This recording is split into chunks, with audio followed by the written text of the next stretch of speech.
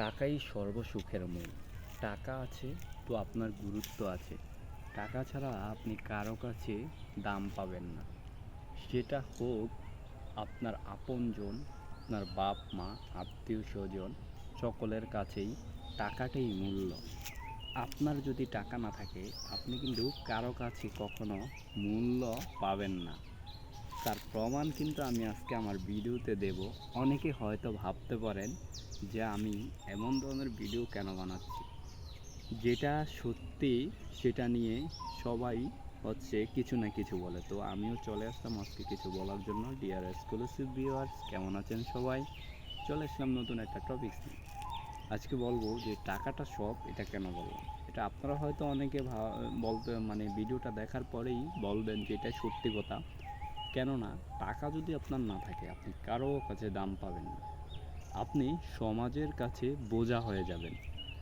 টাকা থাকলে আপনি যদি শিক্ষিত না হন, মূর্খ হন, ধরেন আপনি কখনো স্কুলের গণ্ডি বা কলেজ পড়েন নাই, বিশ্ববিদ্যালয় পড়েন নাই, কিছুই পড়েন নাই, আপনি একজন বিজনেসম্যান, আপনি দেখা যায় কখনো পড়াশোনাই করেন নাই কিন্তু আপনার টাকা আছে, এখন বর্তমানে কোটিপতি আপনি, তো আপনার সমাজে কিন্তু মূল্যটা সবচেয়ে বেশি থাকবে। শিক্ষিত যে মানুষটা আপনার চাকরি করে তার চাইতে মূল্য কিন্তু আপনার থাকবে বেশি। কারণ সমাজ দেখবে আপনার টাকা আছে, আর আপনি টাকার জোরে এমন এমন জায়গায় যাইতে পারবেন যেই জায়গায় শিক্ষিত মানুষও যাইতে পারবে না। টাকা যদি না থাকে আপনি কারো কাছেই দাম পাবেন না। আপনার বাপ মার কাছেও, আত্মীয় স্বজনের কাছেও দাম পাবেন না। তারাও কিন্তু আপনার টাকার জন্য আপনাকে ভালোবাসে। সমাজে অনেক আত্মীয় স্বজন আছে, আপনার সাথে যোগাযোগ পর্যন্ত করবে না যদি আপনার টাকা না থাকে। যদি আপনার টাকা থাকে তাহলে দেখা যাবে যে আপনার কাছে সবাই ভালো সাজবে এবং ভালোবাসা দেখাবে, আপনাকে নিয়ে নাচানাচি করবে। যদি আপনি টাকা টুকা না থাকে তখন কেউই আপনার মূল্য দিবে না, আপনার খোঁজ খবরও নিবে না। টাকাটাই কিন্তু পৃথিবীতে সব কিছু, টাকাই প্রকৃতপক্ষে সুখের মূল। তো টাকাটাকে সবাই প্রাধান্য দেয়, তবে সমাজটা এমন হওয়া উচিত নয়, টাকার উপর নির্ভর করা উচিত নয়। মানুষের মনুষ্যত্ব, বিবেক, মূল্যবোধ এইগুলা দেখা উচিত।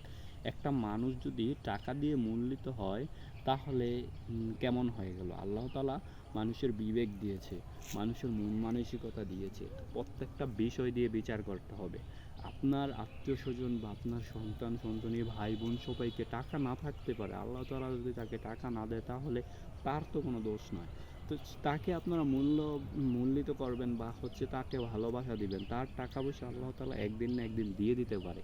সো টাকাটাকে যদি প্রকৃতপক্ষে সুখের মূল করে নেওয়া হয় তাহলে কিন্তু এটা একটা কি বলবো, আল্লাহ তাআলা এসব পছন্দ করে না। আল্লাহ তাআলা টাকা একদিন সবাইকে দেয় আবার নিয়ে নেয়।